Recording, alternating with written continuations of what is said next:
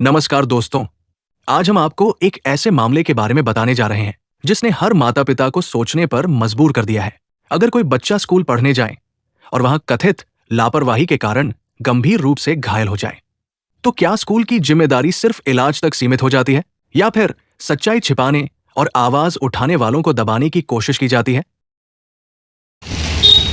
नमस्कार, मेरा नाम मित्तल नागरा है। ये ट्री हाउस यशवंत नगर विरार वेस्ट स्कूल के बाहर से मैं ये वीडियो रिकॉर्ड कर रही हूँ। ये वीडियो हमारे पुलिस प्रशासन और हमारी एजुकेशन सिस्टम पे कितना बड़ा क्वेश्चन मार्क है, ये आप ही मुझे आइए जानते हैं पूरा मामला। मेरे साथ एक इंसिडेंट होता है। 15 जून को मुझे कॉल आता है कि मेरे बेटे को चेयर से गिरने पे एक चोट आई है और मुझे उसे आके स्कूल से ले जाना चाहिए।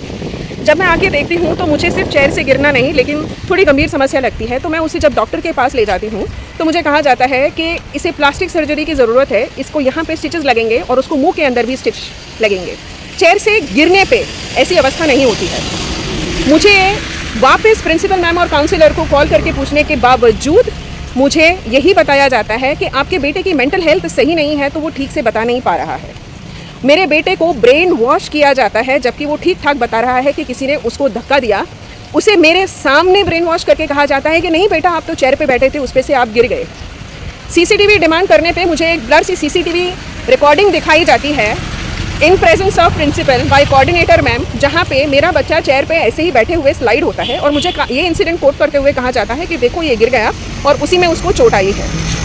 एक माँ का दिल कन्विंस नहीं हो पाता है। तो दूसरे दिन 16 जून को मैं खुद जब क्लास टीचर के पास में आके इसकी इन्फॉर्मेशन लेना चाहती हूँ तो क्लास टीचर बताती है कि रिसेस के बाद में जब लाइब्रेरी के लेक्चर में टीचर लेट हो जाती है, तभी बाजू वाले क्लास की टीचर को बच्चों की बहुत ज़्यादा शोर और आवाज़ आने पे वो क्लास में आती है तो सारे बच्चे उसको कहते हैं कि धनुष को खून आ रहा है, किसी ने उसको धक्का दिया है।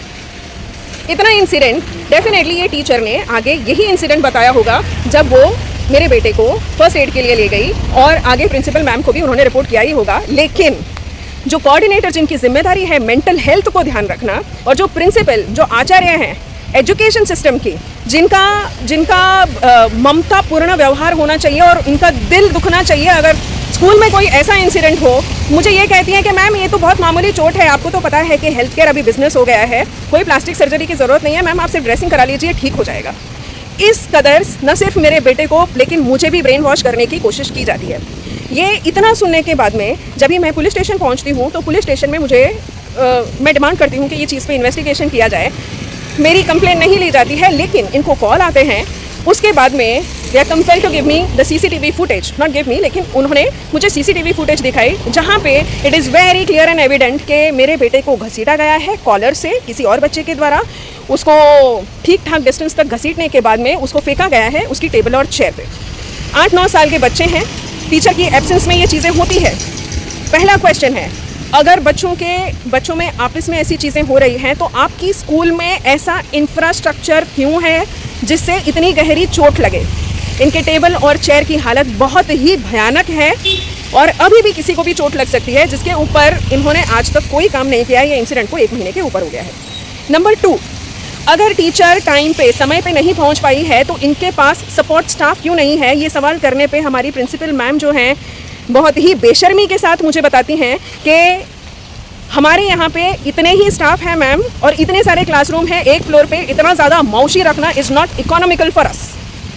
नंबर 3, इतना इंसिडेंट होने के बाद में, इतना रिपोर्ट करने के बाद में ये आई हैव नो वर्ड्स, मतलब इनका दिल नहीं दुखता है कि कोई और बच्चे के साथ भी ऐसा हादसा ना हो। आज दिन तक ये स्कूल का इंफ्रास्ट्रक्चर वैसे ही है, अभी भी इनके नंबर ऑफ मौशीज इंक्रीज नहीं हुई है। सिर्फ यहाँ तक चीज़ें रुक नहीं जाती हैं, उसके बाद में मेरे बेटे के साथ में ये होता है कि उसका क्लास वर्क लगातार इनकम्प्लीट होते जाता है। जब मैं इसके बारे में पूछती हूँ तो मुझे फिर से एक बार यही कहा जाता है कि आपकी बेटे की मेंटल हेल्थ ठीक नहीं है, इसके लिए हम इसके बारे में कुछ नहीं कर सकते।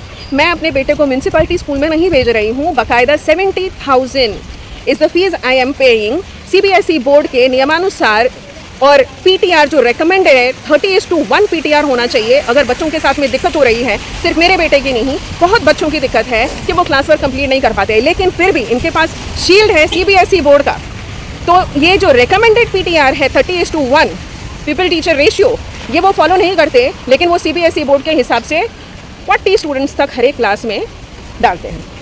कोई अकाउंटेबिलिटी नहीं है आपके बच्चे की एजुकेशन की, कोई अकाउंटेबिलिटी नहीं है कि आपका बच्चा जब भी स्कूल में है तो सेफ है।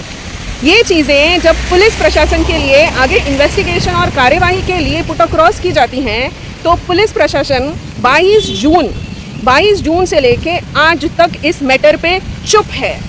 जुवेनाइल एक्ट के सेक्शन 75 के हिसाब से इन्हें पालक का काम करना है, ये अपनी जिम्मेदारी चूक गए हैं। लेकिन पुलिस किसी बच्चे की मौत होने के बाद में एफआईआर ले सकती है, लेकिन ये हादसा किसी के साथ ना हो इसके लिए ये कार्रवाई करने में बुलिंच पुलिस स्टेशन को बहुत ज़्यादा तकलीफ हो रही है।